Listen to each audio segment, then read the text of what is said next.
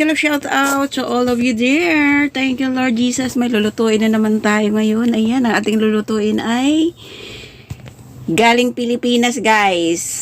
Yung organic okra or organic ladyfinger. Hindi ba? Finger. Bisayang-bisaya, no? Ayan.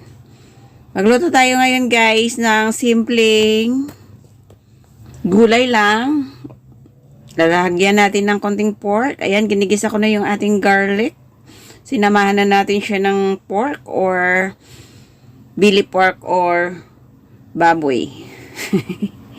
Pork baboy. Ayan.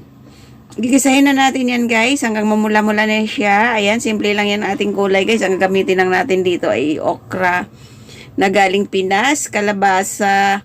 Siyempre, ang kalabasa made in Hong Kong na yun. At saka, siyempre, gagamitin natin, lalagyan natin ng siling mahaba. Kasi, yan lang yung ating available na gulay ngayon, ang ating uulamin ngayong tanghalian. Ayan. Yan, mula-mula na yung ating baboy at saka garlic, yung ating pork. Susunod na natin dyan ang ating gulay na gigisahin. Ayan, guys. Thank you for watching. Ayan, ihulog na natin ating kalabasa at siling mahaba para maganda yung ating gulay na medyo spicy siya. Simple na ulam pero napaka-healthy para sa ating mga katawan. Kaya guys, huwag kayong makalimot, kumain lagi ng gulay. Ayan, big love shout out sa aking anak dyan. Kain ng gulay guys, anak. Ayan. Hulog natin ang kalabasa. Alam nyo guys, ang sarap-sarap ng kalabasang ito. Sobrang ligat. Napakarabo talaga sa Ilonggo. Ganun ang tawag. Ayan. Yan, gisa-gisahin natin muna yan guys. At saka yung okra ko galing Pilipinas kasi nakakaiba talaga ang lasa ng okra galing sa atin. Dala ko pa yun. Yan, lalagyan siya natin ng konting panglasa. Ayan, konting asin. Hindi na natin yan pala asinan guys. Yung nilagay ko lang yan ay chicken powder. Kasi lalagyan natin na siya ng bagoong isdang sabaw. Ayan. Yan, tatapusin na natin gisa-gisa yan guys. Ang susunod nating ihulog dito ay kasi mabilis lang naman itong mga kalabasa dito maluto. Lalo na yung kalabasa dito sa Hong Kong. Madali lang siya maluto guys. Ayan, yan yung okra guys. Diba nakakaiba talaga yung okra galing Pinas. Yung okra dito sa Hong Kong nakakaiba din kulay green na ewan. Kaya mas favor ako kung may okra galing Pinas. Napaka-organic talaga yung okra kong dala guys. 1 kilo dala ko lang yan kasi alam nyo naman, ang kamay natin hindi masyadong makapag-bit-bit. Ayan, yung ating bagong isda, made in Thailand pa yan. Binigay ng aking kaibigan noon. Big love shoutout sa nagbigay. Ate Marina Bantog. Ayan. Salamat sa iyong bagong isda. Nandito pa. Igigisa na natin sa ating ginisang gulay with pork. Hindi naman natatawag itong pakbit kasi kulang ang ating ingredients guys. 2 klaseng gulay lang kasama ang sili. Di pangatlo kasi related din yung sili sa atin sa gulay, di ba? Ayan, kung nakikita nyo, sobrang sarap yan guys. Ayan ang tanghalian ko. Dahil nag-iisa ako, siyempre di off ko ngayon, kaya ako lang kakain. Ayan. Nagigisa tayo dito sa gulay. Ayan. Kagabi ko lang dala yan guys. Yung okra kasi kababalik ko lang kagabi Sabado. Is November 25. Ayan. Diba? Gisang-gisahin lang yan. At simpleng-simple ang ating okra. At tayo maya-maya kakain na rin guys. Magandang half cook lang ating gulay. Kasi masarap kasi pag half cook lang. At huwag lanta.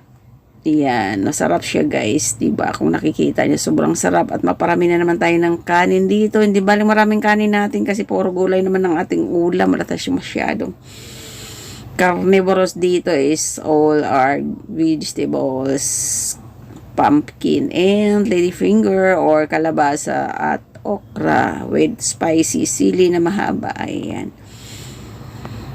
Keep watching guys and thank you so much. Big love shout out all my members. Tribo Paya, Tribo Tuba, Tribo Iwan. Ano ba yung sinasabi ko? Sorry. Ay. Ayan. Sa aking mga members, may kami like shout out. At sa aking mga support charges, vitamins for the soul vlogs. Sa aking katropa, Team Tuba, Tribo Tribo to ba? Team Payag. Ano ba yun? Hindi ko na ma-memorize. Sa aking mga kaibigan nang lagi nandyan nagsusupport at nakikita ko lagi sa aking chat heads dyan. Thank you so much sa inyong mga support. Bawi na lang ako sa inyo guys kasi wala akong sahod ngayon. November, December pa ako magkasahod ng katapusan. Ayan. Mega love shoutout sa inyo lahat. And syempre, thank you Lord sa blessings na naman na masarap na pagkain sa araw na ito. Huwag natin kalimutan magpapasalamat anumang blessing dumadating sa buhay natin. Maliit man o malaki guys, ayan, dapat tayong magpapasalamat para tuloy-tuloy ang blessing sa ating buhay. Thank you so much. Keep watching and God. Ayan mga kadakdak, luto na yung ating ginisang gulay. Ang sarap-sarap at tayo kakain na guys. And ito, kakain na tayo. Samahan nyo ako sa pagkain ng lunch. Super sarap ang ating ulam ngayon. Ayan. Yan na yung ating kanin. Kukunting kanin lang guys kasi maraming gulay ang ating kakainin ngayon para siyempre over na yung ating mga kilo-kilo dyan kaya more gulay muna tayo ngayon. Ayan. Lord, salamat sa blessings nga ini nga ginahatag mo sa amon, sa akong pang-adlaw-adlaw nga kabuhi kabay pa nga magdalay isang lakas kag maayo nga lawas sa akon. Ayan, ilunggo na tayo guys. Thank you Lord for the blessings sa pagkain, sa lahat-lahat, sa lahat ng iyong provision at sa lahat ng iyong paggabay protection sa akin dito, sa aking mga pamilya saan man sa sulok ng mundo. And thank you so much Lord.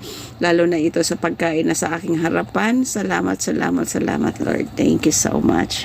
And God bless sa lahat yan. And samahan niyo ako sa pagkain guys. Ayan, di ba? Ang sarap-sarap ng ating ulam, di ba? Organic na organic ang ating okra made in the Philippines pa yan guys. Siyempre. Kailan na naman tayo makatikim ng ganyan. Siyempre sa pag-uwi ulit.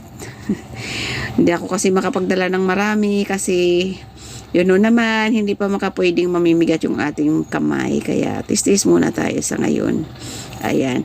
Kain na tayo guys. And keep watching ulit sa aking pagkain dito. Thank you so much sa inyong mga pag-support. And thank you sa lahat. Hindi ako magsawa sa pagpa-thank you sa lahat na nagsusuporta sa akin.